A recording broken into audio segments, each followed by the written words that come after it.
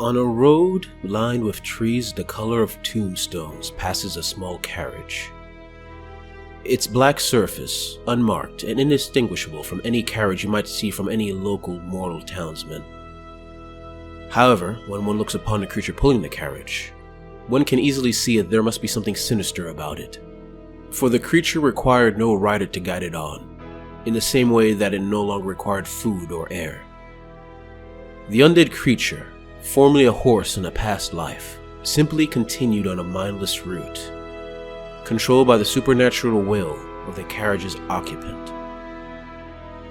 The supernatural beast's master was a soap-light vampire who radiated an air of superiority that most would consider arrogant, although those voicing such an opinion in front of the mistress of the night would be promised either a quick death at her hands or suffering unimaginable tortures in the depths of her dungeon. On the opposite side of her was a fledgling vampire. Although a creature of darkness like herself, he shared none of her power. He moved in a spot like a child in a new suit, still unused to his undead state and hoping not to embarrass himself in front of the one that had spawned him. So focused was he on his body, he almost didn't hear his mistress's words, an action that could quickly have ended his short, undead life. "You are lucky, you know," she said matter-of-factly, her eyes staring out the carriage's window. "Mistress?" the young vampire said hurriedly. "Lucky I turned you," she continued, "and not one of those flesh-eater court filth."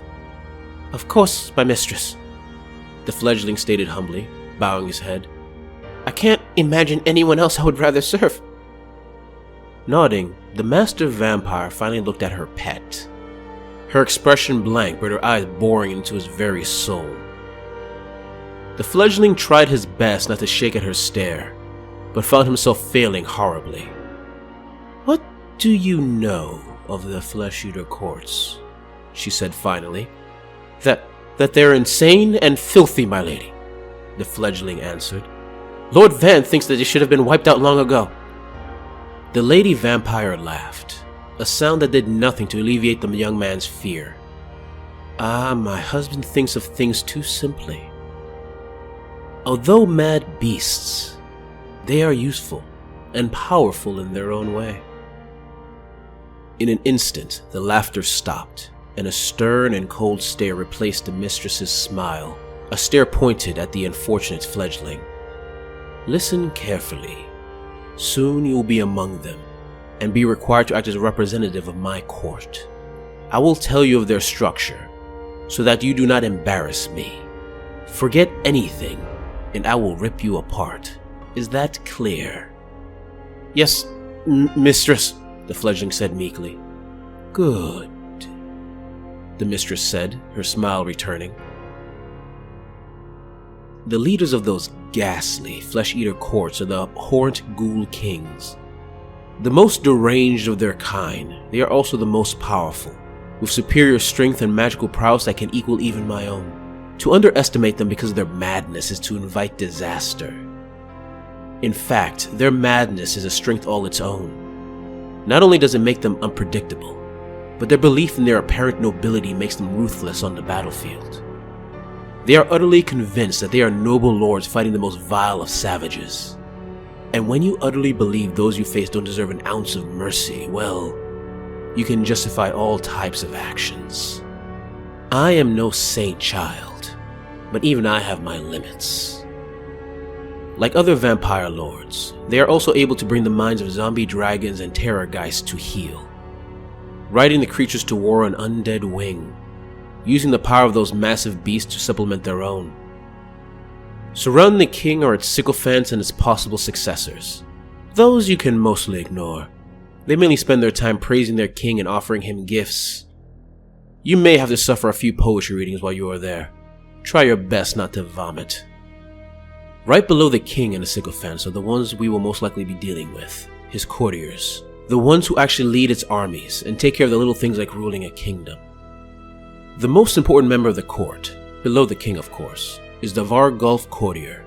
He or she will enact the will of the court, whether that be a mandate they will enforce quite brutally, or a target they must destroy. On occasion, when the Ghoul King can't be bothered, they will also lead the Ghoul King's forces, slaying his enemies with great skill.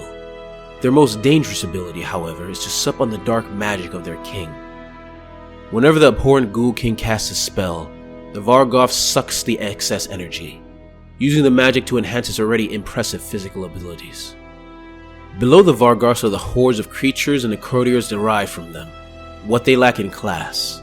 Trust me when I say they more than make up for in sheer numbers. The most common tools in the Flesh Eater Court army are the Crypt Ghouls. These are the mindless masses. Those pathetic cannibals who first supped of the king's blood and gained a ravenous hunger for flesh. When the blood takes them, any semblance of intelligence is gone, and they become little more than beasts, taking down their targets in a fleeting frenzy until their pathetic bellies are distended. I suggest you don't get in their way. Occasionally, one of those ghouls will retain the tiniest little spark of intelligence. If they please the king, they become Crypt Gas Courtiers, helping to lead their armies to war. Truth be told, they make rather mediocre generals. But when most of your forces only understand simple orders like move and kill, you find you don't need much in the way of tactical genius. The worst thing about them is the titles. They constantly create new titles for themselves to show their importance and impress their king. Don't be surprised if one of those gas try to impress you as well. Try not to laugh as he or she goes on and on about the non-existent lands they control. On occasion, you will find those pathetic wretches who are made of tougher stock. Perhaps they were a noble before they succumbed to cannibalism. Or maybe they just made sure to do the odd bit of exercise before consuming the flesh of their kin. Either way, those particular souls found that they could consume a bit more of the king's blood than others, allowing them to get even more of their master's strength. They soon tower over their kin, with strength that is truly impressive. They are also able to regenerate from wounds with horrifying speed. The downside, however, being that such regeneration never stops. They are constantly growing new muscles and flesh that threatens to rip through their bodies constantly. Thankfully, the Royal Abattoir is always there to cut out excess flesh and bones to turn into weapons and other objects for the king and his court. Even among the already powerful crypt horrors, there are those whose constitutions are truly godlike. As such, they can drink even more of the Lord's blood without exploding in a torrent of gore, transforming them into muscle-bound behemoths. They become Crypt Haunter Courtiers, and unlike the Crypt Gas Courtiers, they don't spend their time creating false titles. They mainly focus on killing and waiting for the next order to kill. They are trusted to lead the king's forces with a singular focus. If one of them challenges you, I suggest you politely refuse. I don't have time to sire a new whelp. When a Crypt Ghoul catches the abhorrent Ghoul King's eye, the king may decide to bless the lucky vampire. Mixing his blood with that of a Terrorgeist, the ghoul sprouts bat-like wings, transforming it into a Crypt Flare, able to fly the sky next to their master as they attack the enemy from above. Seeing these creatures in the air is seen as a good omen to the other members of the court, seen as proof the king's blessing is on their actions. When one of these Crypt Flares does something particularly notable, they are further blessed, allowed to sup the blood of their master once more, but this time mixed with the flesh of a zombie dragon. They gain even more strength and enhance their senses. These Crypt Infernal Courtiers become part of the king's personal guard, a prestigious grouping of fighters called the Dead Watch, constantly on guard for threats to their lord. As the Soulblight vampire finished speaking, the carriage slowly came to a stop, quickly followed by the sound of footsteps approaching. "Remember, fledgling, do not embarrass me," the fledgling's master said warningly before the carriage door opened. As soon as it did, the fledgling was hit with the horrible smell of rot and the ugliest vampire he had ever seen. The creature was naked, with sickly pinkish skin that had humanoid bones sticking into its skin like piercings. It looked at the fledgling's master with what he could only guess was respect, and gave her what he hoped was its equivalent of a pleasant smile. "My lady," the creature said calmly, before stepping aside and bowing. The fledgling's master gracefully stepped out of the carriage with a supernatural grace. The fledgling quickly followed, trying to look a fifth as regal, and praying to the Lord of Undeath Nagash that he would survive the night. Hey guys, I hope you enjoyed this video about the forces of the Flesh Eater Courts.